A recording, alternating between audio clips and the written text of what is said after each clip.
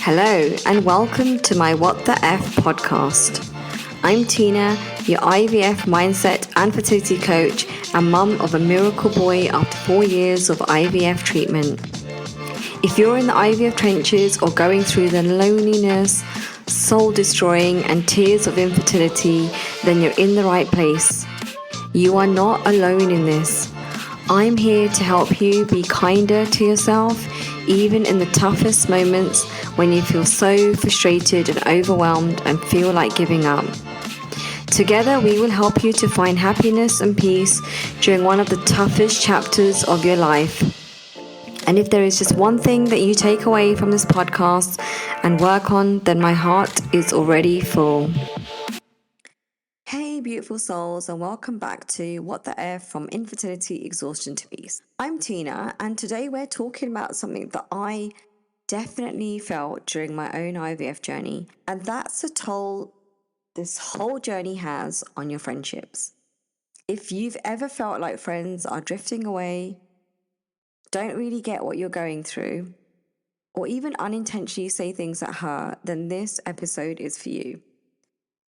I know how isolating it can feel when your world seems to shrink and your people that you used to turn to don't know how to support you, or that you feel like you can't really be open and honest about how you feel to them. We're going to talk about why friendships can change during fertility struggles and IVF journey, how to cope, and really how to protect your own emotional energy while staying connected to the people that you truly care and love. So let's be honest here, infertility is emotionally consuming. You're in and out of IVF clinics, doctors' clinics, specialist clinics, holistic clinics, planning and scheduling appointments, injecting yourself, scans of your privates inside, controlling what you eat, what you don't eat, and the mental energy sometimes it takes just to keep yourself sane. Friends may not get the insaneness of all of it and everything that you're dealing with on a daily basis. And some may say things like, oh, just relax, it'll happen when you least expect it to, or take a break, it'll be good for you, or just avoid talking about the topic altogether because they feel super awkward and don't know what to say. Others may start complaining or comparing their own lives or milestones, which can unintentionally make you feel even worse, isolated or envious because you feel like they're so far ahead, and you just that feeling of feeling left behind becomes even more stronger. I want you to hear me when I say this, but none of this is your fault. It's a natural shift that happens because fertility struggles are deeply personal, exhausting, and often invisible, as we don't often like to be real about what we're really going through and what we're really feeling. I'm going to share a personal story now. So I remember feeling completely disconnected from a friend that I'd known for years and years. She already had 2 kids, a boy and a girl, and every conversation felt loaded with reminders of what I didn't have yet. I didn't want to lose her friendship because I've known her for a long time, but I also needed to protect my time and energy. In fact, most of my friends had kids by the time I was on my IVF journey. I was late to get married and therefore, late to start a family and start my fertility journey. COVID was honestly a classic for me. And look, I know it must have been tough for those with kids at home, but, my thoughts were like, complain to someone else who already has kids. Like, don't complain to me. And especially not to someone else who's in the thick of fertility treatment. And on top of everything else, is now dealing with closed clinics and delayed treatment due to COVID. And honestly, that's how I felt. I know, hand on heart, that I would not have got through my own IVF journey and even go as far as to say have my baby boy if it wasn't for the deep growth awareness work that I did through my NLP training. So NLP stands for Neuro Linguistic Programming. And it's extremely powerful. There's different tools and techniques and strategies that you can use. Think of it like a toolbox of different things that can really help you change your life, like transform your entire life and the way you see the world and everything in it. And that's what it did for me. Like, I felt like all these years I just wasn't really aware of myself, of my behaviors and my just the way I was doing things and the way I was responding. Like, it's crazy how we can just go through life being so unaware. So NLP teaches us that our thoughts, emotions, behaviors are all connected, and that we can consciously shift how we experience situations. And this, honestly, this goes beyond fertility and infertility. It's for the rest of your life. And it also helped me to manage all the fears and the anxieties that I had during my pregnancy. And also as an IVF baby mum, like, you have all those fears and anxieties and feelings of guilt, shame. There's just judgment. There's just all of it. There's so much at different stages of your life. I'm not saying that it was 100% bliss all the time, but I was so much more aware of what was going on and how to emotionally regulate myself and how to be able to be aware of the things that I was doing that wasn't helping. And also being mindful of the thoughts I was feeding my mind, because ultimately you're also feeding them to your body. Without freaking you all out there are lots of studies and research done around trauma felt during pregnancy and beyond. Women that have been on the fertility journey are 40 to 50% more likely to suffer from postnatal depression, which is a scary, scary stat and something that we can help with.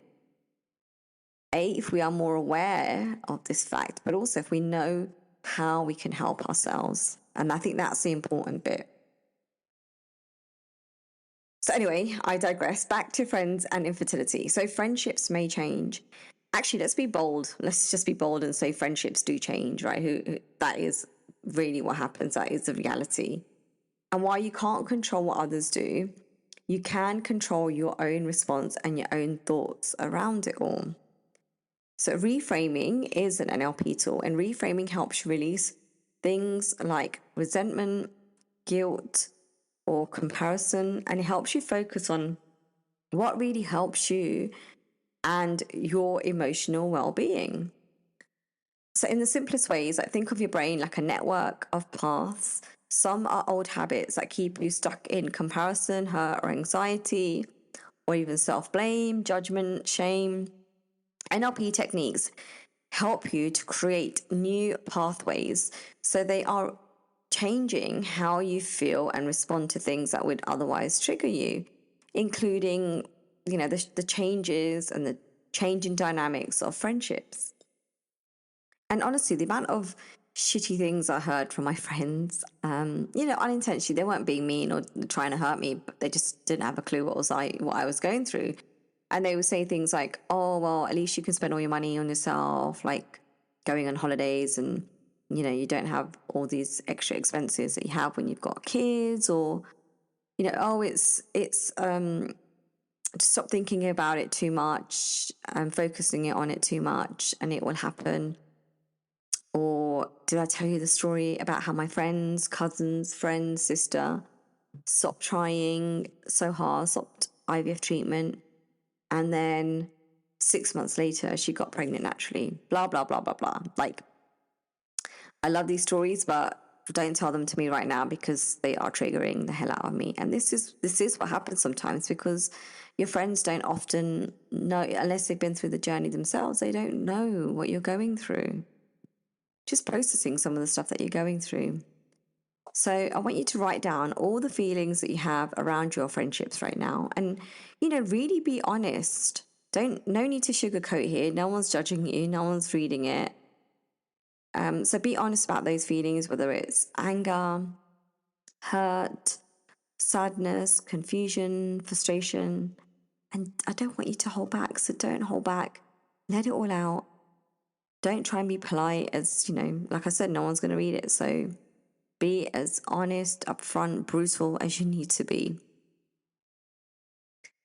Now we are going to work on some journal prompts, and they're around what you do need from your friends. So the prompts I want you to use, and you can come up with your own as well, but these are the ones that you can start off with, is asking yourself, which friends truly support me and understand my journey? What boundaries do I need to protect myself and my emotional energy and sanity?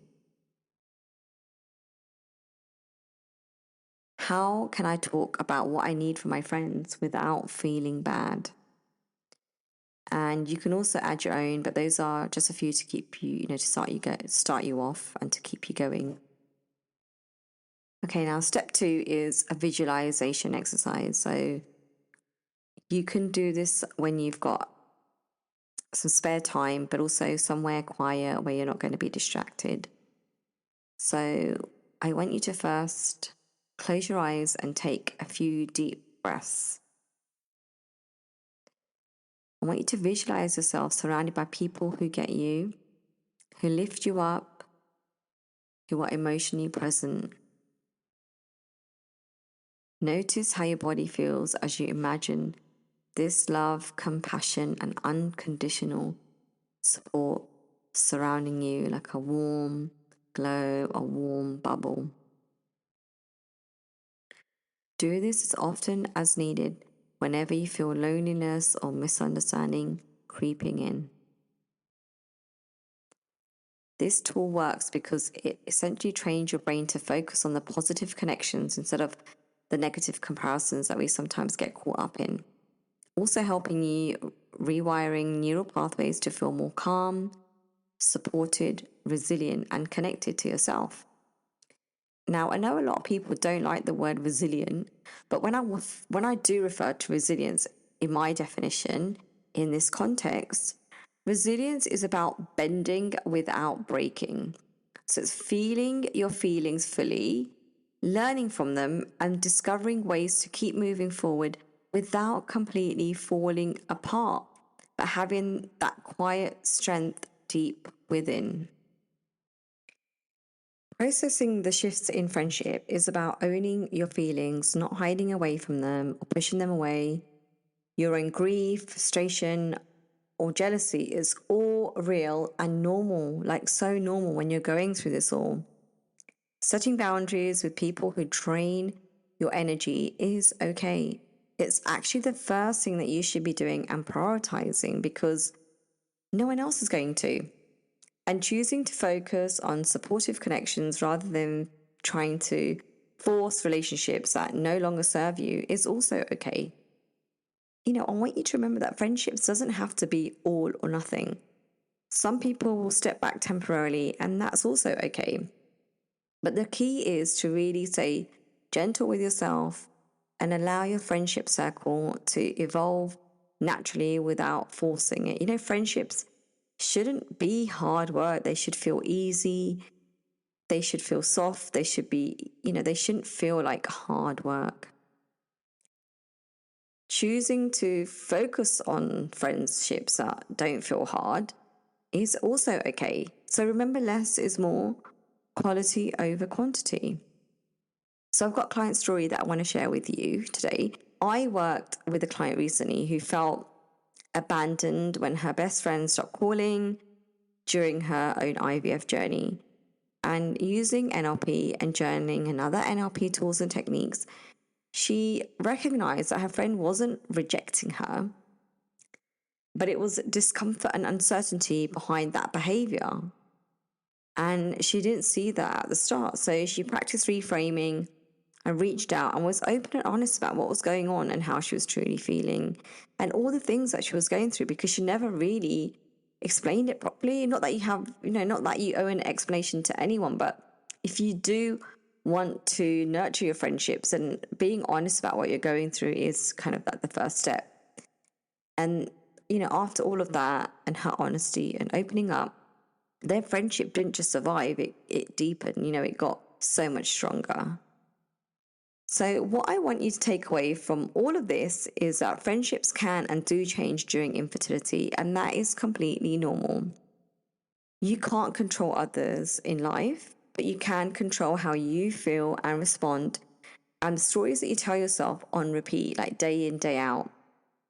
Tools like NLP, journaling, and visualization, they're all part of the NLP toolkit, are extremely powerful to help you rewire your mind, like change those patterns, those pathways that you've created long time ago, years and years ago, help you regulate your emotions so you're not up and down all the time, and you know how to respond, and you're not so reactive all the time to other people. You're not giving your energy away to other people.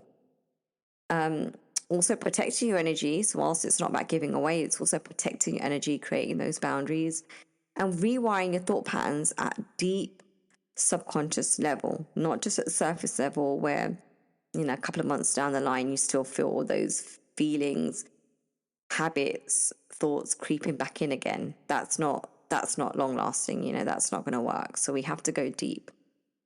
Self-kindness is a must. It's essential. Reminding yourself that you prioritizing your own mental and emotional well-being is a necessity. It's not a nice to have. It's not a, something you can choose an option to not do it. Like, you have to do it. You are not wasting your time, you're not wasting your energy, and you're not wasting your money doing this, because no one else is going to come and save you or rescue you. You must rescue yourself. If this episode spoke to your heart, I'd love for you to share it with a friend who might need it. And if you want to learn how to change your thought patterns and change some of those pathways that you've built over time and truly transform your entire perspective, not only of your own journey, but beyond, and speak to someone who truly gets it, then I'm here to help. I'm here to help you do all of that and more. I'm here to rewire your thoughts, to help you rewire your thoughts, to help you learn how to regulate your own emotions, and learn how to create resilience, and so much more.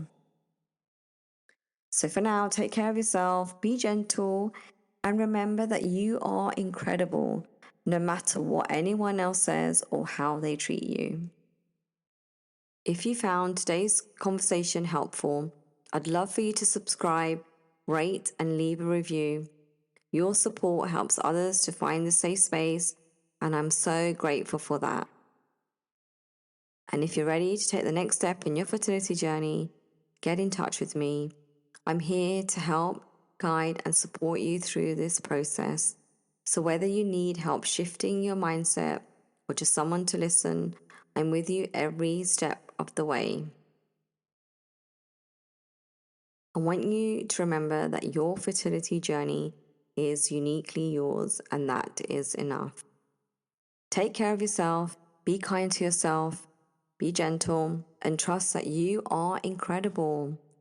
You're stronger than you give yourself credit for, and every step you take is a step forward towards your healing and towards your growth. Sending you love, strength, and all the support you need. Until next time.